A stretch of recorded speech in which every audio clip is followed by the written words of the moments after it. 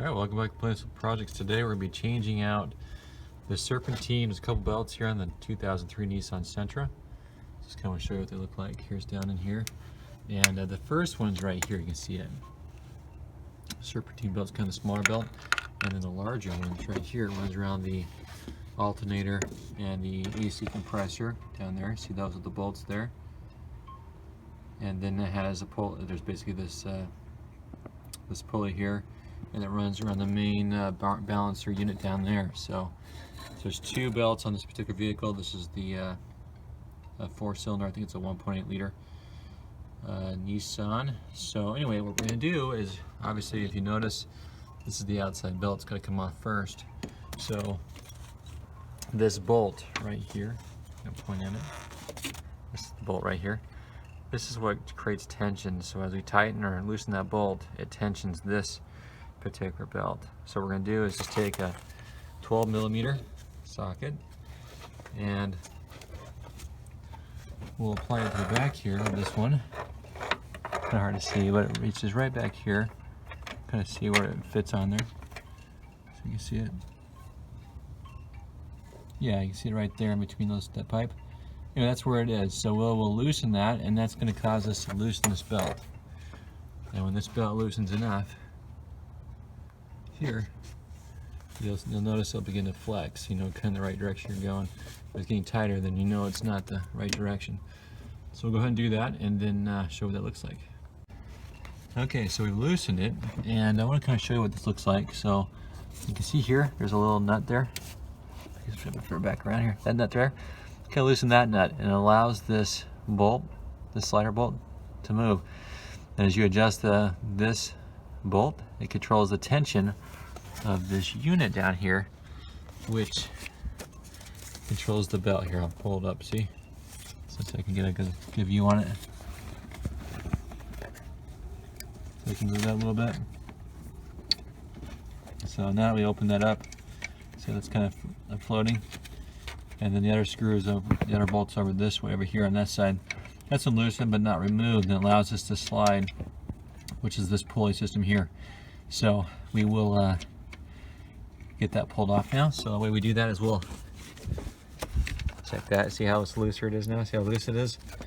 We'll just pull it off of this piece once we get that loosened off, and then put the new one on when we're ready. But what we're going to do is pull this one, which allows us to access this one. Right there. Alright, we got the first one removed. There's just a little oil on there, but anyway, usually I replace both of them at the same time. I don't really see any signs of wear, anything that looks too bad on this one. I'm looking for cracking usually, or a deformed kind of concave or type of deformity on the belt. Nothing's fraying, so this is actually a good sign. It's just been noisy, so we'll replace this one. I think the main one's the problem, so we're going to go and replace that one now. And the way we do that is, there's a couple ways. There's actually is a tensioner bolt down here, but what I found that works better is I go ahead and, on this particular model, I go ahead and remove the bolt here, and then which allows me to let the alternator flex, and that usually gives me enough room to pull the belt and then put a new belt on, and then use a bar to reset the position of the alternator and apply the bolt back here and then reset it. So usually that works pretty good, but we'll go and try it now.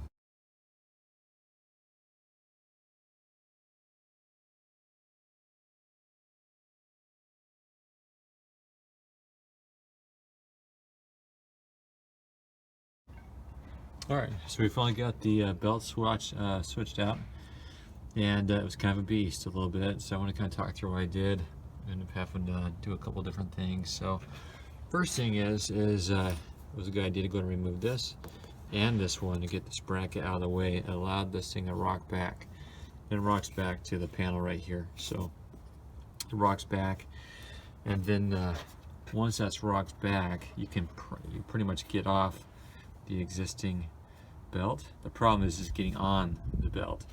So you see the I'll show you down here. So I ended up taking the wheel off and then the side panel off, but So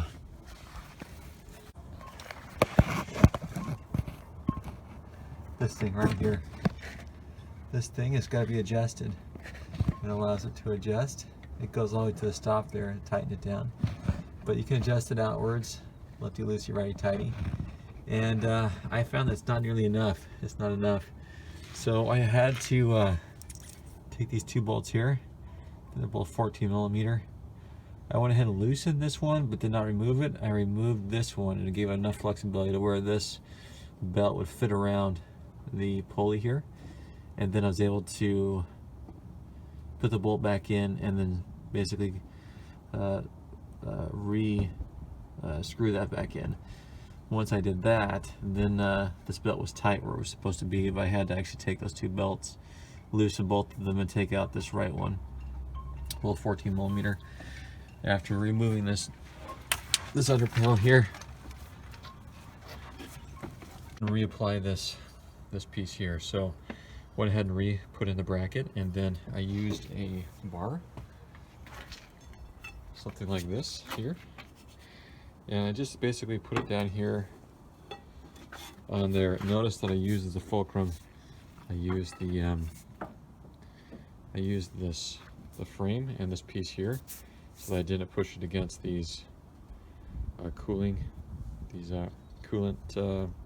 pipes, and then basically use some leverage to push this thing back up against. Once it got close enough, I can go ahead and put that screw in there and then tighten it back down. Once that was tightened down, I can go back in here and readjust that that screw piece that I showed you earlier. That's down in there, and it was easier to access it from the bottom. I could still access it from the top, but it's pretty tight in there. So I went and screwed it down until it felt tight. You can see this. I think the book says you don't want that to move more than 1/4 of an inch if you try to displace it. And at that point, go ahead and reapply this this other belt here.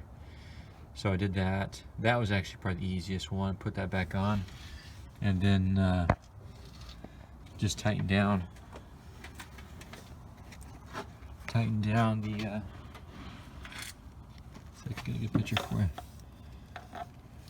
Yeah, it's hard to see it, but this bolt there it is, see? So on that other side there's one on this side back here, right here, and one over here. So you tighten this one down first to kind of pull this system back, and that stretches this pulley, or this power steering pump. It stretches that belt. And then once you've stretched it to a place where you feel it's tight enough, then you can go ahead and lock it by screwing down the piece that's on that side right there. That's also, I think, a 12 millimeter socket. So once you've done that, then it's tight. You can test it, make sure it doesn't move more than 1/4 of an inch, and then we should be good. But yeah, sorry I couldn't show you the process how I did that, but that's how I just want to walk you through that. The bottom panel here, pretty straightforward. I think it's like 3 little bolts and then a fastener. So that's not too bad. We'll just get back up in here. Okay, it's back up there. I just had to slide it past this point here, and then it slides up in there, no problem. And I'll use this piece here, these little bolts,